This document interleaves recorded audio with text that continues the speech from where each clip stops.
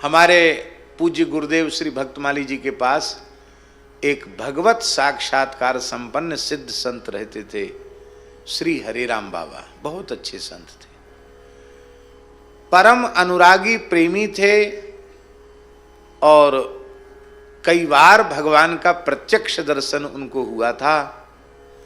उनकी चित्र छवि पूज्य गुरुदेव भक्तमाली जी के पावन कक्ष में लगी हुई है। सिद्ध संत थे पूज्य श्री हरिराम बाबा जी महाराज।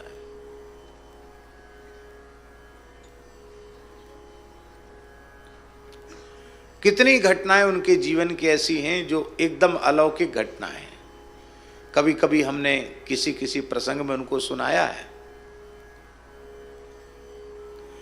उनकी एक छोटी सी रचना जिसको पूज्य महाराज जी ने उनके जीवन काल में ही छपवाया, करुण पुकार, इसमें ये उनकी चित्र छवि है, पुरानी ब्लैक एंड व्हाइट। ये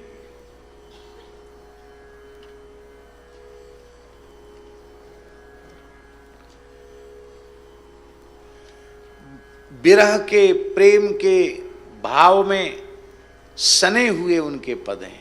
बहुत अद्भुत उनके रसमय पद हैं। थे तो बहुत, लेकिन जितने महाराज जी को उपलब्ध हो सके उतने महाराज जी ने उनको, ये सुरक्षित रह जाएं इसके लिए महाराज जी ने छपा दिया। बाबा अहरनिश नाम जप करते थे, नाम ही उनका प्राण था और बाहर से व्यवहार इतना कठोर करते थे कि आप समझे नहीं सकें कि महात्मा है। और उनकी स्थिति कैसी थी, कुछ बातें सभा में कहने की नहीं होती हैं, लेकिन फिर भी गुरुजनों की मंगलमयी उपस्थिति में हम अत्यंत विनम्रता पूर्वक निवेदन कर रहे हैं। वो महाराज जी से इतना प्रेम करते थे कि वो आसन तो रखते थे जमुना मंदिर में, पर विश्राम करते थे, ज़्यादा से ज़्यादा स्नान ध्यान करने वहाँ जाते, बाकी ज़्यादा समय महाराज जी के पास रहते थे, भक्तमाली जी के पास। तब उनका तो आसन छोटी सी जगह में रहता था, महाराज जी का सामने छोटी जगह, उसी पर हमारा आसन रहता था। तो उसी में वो हम जहाँ लेटते थे वहीं वो लेट जाते थे। अब दूसरी जगह नहीं तो कहाँ जाएं, तो हरिराम बाबा के साथ ही हम लेट जाते। फिर कुछ ना कुछ उनका बच्चा पानी ले आ, बच्चा ये काम कर दे, वो तो उनकी सेवा भी, बच्चा पैर दबा दे, कभी पैर भी दबा देते थे। वृद्ध थे। तो हम सोए हुए थे, निद्रा में, गंभीर निद्रा में थे, और रात्रि का 1-1:30 बज रहा होगा शायद, और स्वप्न में हमको बहुत दिव्य श्री हनुमान जी का दर्शन हुआ। विशाल काय हनुमान जी हैं, इतने बड़े बड़े, इतने बड़े बड़े, एकदम तपे हुए स्वर्ण की कांति को लज्जित करने वाली बहुत झब्बादार रोमावली है। मणियों से जटित आभूषण हैं, शरीर से बहुत दिव्य प्रकाश निकल रहा है, और हनुमान जी कीर्तन कर रहे हैं, ताली बजा करके कीर्तन कर रहे हैं। उनकी बड़ी बड़ी दाढ़ें, दांत बड़े बड़े, मुकुट धारण किए हुए हैं, बड़ा अद्भुत स्वरूप हनुमान जी का। तो उसको देख करके, बालक ही तो थे हम डर गए। इतने बड़े हनुमान जी, ऐसे डर गए। अरे भीमसेन उनका स्वरूप देख करके डर गए, तो हम क्या हैं, हम तो कुछ भी नहीं है। महाभारत में वर्णन है। तो जैसे ही हम डरे, भयभीत हुए, तो हम तो स्वप्न में ये देख रहे हैं, और पूज्य बाबा सोते बहुत कम थे, ऐसे तकिया के सहारे टिक कर के नाम जप कर रहे थे। उन्होंने तुरंत मेरी छाती पर हाथ फिराया, बच्चा पंडित डर गया। मैंने नेत्र खोले, बच्चा डर गया, आज तुझे साक्षात हनुमान जी का दर्शन हो गया है। देख, डरना नहीं, मैं निरंतर राम नाम लेता हूँ, हनुमान जी मेरे सामने रहते हैं निरंतर, आज उनकी झलक तुमको मिल गई है, सो जाओ। उसके बाद तो फिर बार बार इस प्रकार की अनुभूतियां शुरू हो गई। ये इसलिए हम निवेदन कर रहे हैं कि उनकी आध्यात्मिक कक्षा ऐसी थी कि उनकी सन्निधि मात्र से एक साधन विहीन व्यक्ति को ऐसी अनुभूति हो गई।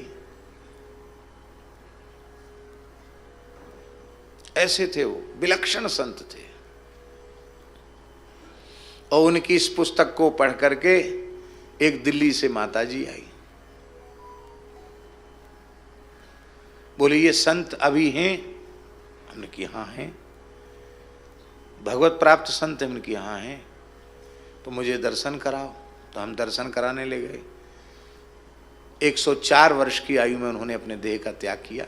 वृद्ध तो थे ही, वो कपड़े पड़े भी ज़्यादा नहीं पहनते थे, अब तो बहुत वृद्ध हो गए थे, तो कूल्हा टूट गया था, तो कपड़ा ऐसे ही सामने रख लेते थे, बार बार कॉपिन कौन बांधे। वो एक किसको लेके आ रहा है, मैं यहाँ नंगा बैठा हूँ। तो उनको कपड़ा डाल दिया। आकर उसने माता जी ने प्रणाम किया। हम तो सोचते थे शायद कोई सत्संग की बात बताएंगे बाबा जी, पर उसने जब प्रणाम किया तो बाबा बोले तेरा क्या नाम है? तोतले तो बोलती थे, तेरा क्या नाम है, क्या नाम है? तो उसने अपना नाम बताया। क्या काम करती है? तो उसने कहा छोटी मोटी कोई नौकरी करती हूँ। अच्छा, और कौन कौन है तेरे घर में? बोले मेरे पिताजी जल्दी चले गए थे, घर का भार मेरे ऊपर आ गया, मैंने सब घर संभाला। तो तेरी शादी हुई कि नहीं हुई? तो उसने कहा मेरे पिताजी पधार गए थे, तो मैंने ही पिताजी वाला भी कर्तव्य और माँ को भी सहारा दिया, तो मैं विवाह नहीं किया। इतना सुनते बाबा हाथ जोड़ के कहते देवी मैं तो बुढ़ा हो गया हूँ, अब ब्याह के लायक नहीं हूँ, तेरे हाथ पैर जोड़ता हूँ, तू यहाँ से जा। वो नाराज हो गई। बोले आप कैसी बात करते हो, इतने वृद्ध संत हो करके, मैं आपकी बच्ची के समान हूँ, आप कैसी बात करते हो? बाबा बोले तुमको किसी ने बहका दिया है कि मैं साधु हूँ। मैं साधु नहीं हूँ, मैं गुंडा हूँ, गुंडा। संत साधु सेवा करने से पुण्य मिलता है, गुंडे बदमाशों की सेवा करने से पुण्य नहीं मिलता है। ले जा ले जा ले जा। तो शायद 50 रुपया 100 रुपया दिया था उसने, और एक पैकेट सेव फल, तो फल भी वापस कर दिए, उसकी भेंट भी वापस कर दी। अब वो लेके चली भी गई। हमने बाबा से कहा कि बाबा हम तो बड़ी श्रद्धा जगा के लाए थे, हैं? क्योंकि बाबा दक्षिणा रखते नहीं थे, हम लोगों को ही दे देते थे कि भाई कुछ फल भी भगवान को भोग लगेगा तो हम लोग प्रसाद पाने को मिलेगा। वो आपने उसको भगा दिया। बाबा ने हाथ जोड़कर कहा बच्चा काले मूड की माया से भगवान बचावे। मन की बाबा आप तो वृद्ध हैं। बोले मैं वृद्ध हूँ, पर यहाँ रहने वाले सब वृद्ध नहीं हैं। विरक्तों के यहाँ स्त्रियों का आना जाना अच्छा नहीं है। लोग क्या कहेंगे, वृद्धावस्था में बाबा जी स्त्रियों से घिरा हुआ है। भेष की मर्यादा रखनी है। अब एक ही बार में मैंने फांस काट दी, अब दोबारा नहीं आएगी। तो हमने कहा बाबा कहीं दोबारा आ गई तो? बोले अब की बार गाली दूंगा। हमने कहा तीसरी बार आ गई तो डंडा रख, बोले डंडा मारूंगा। हमने कहा डंडा खा के भी आ गई तो? इतना सुनते ही बाबा रोने लग गए। बोले ऐसी श्रद्धा यदि संत के प्रति होगी तो भगवान कैसे मिलते हैं उसको साधन बताऊं। ये बात हम इसलिए कह रहे हैं, आप कैसे पहचानोगे कि ये संत हैं? इसलिए सबको संत मानो, अपने में संत के लक्षण देखो, हमारे में संत के लक्षण हैं कि नहीं हैं, तो क्यों नहीं है, और उसके लिए हमें क्या करना चाहिए, क्या लक्षण हैं संतों के। तितिक्षवः कारुणिका सुहृदः सर्वदेहिनां अजातशत्रवः शान्ता साधवः साधुभूषणा।